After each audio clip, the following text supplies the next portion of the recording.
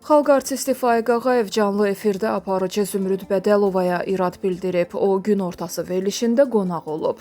Bu zaman verilişə canlı qoşulan pərəstişkarın ünvanladığı sual Faiq Ağayev tərəfindən xoş qarşılanmayıb. Buna səbəb sənətkara evliliklə bağlı verilən sual olub. Ananızın bu qədər təkidlərinə baxmayaraq, cəmi 4 il evli qalmısınız. Niyə?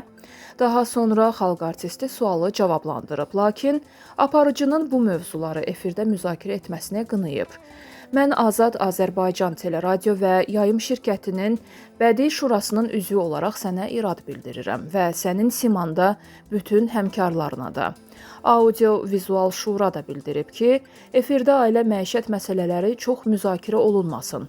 Tərəfdarı deyiləm, bu kimi mövzular efirdə yox, mətbəxdə danışılmalıdır. Bugünlük səni bağışlayıram, səndən 1 illik fasilə götürürəm. 1 il mənə zəng etmirsən. O müddət keçdikdən sonra inşallah kinim soyuyar, bəlkə onda səni bağışlayaram. Sənətkarın tənqidi sosial şəbəkələrdə geniş müzakirəyə səbəb olub.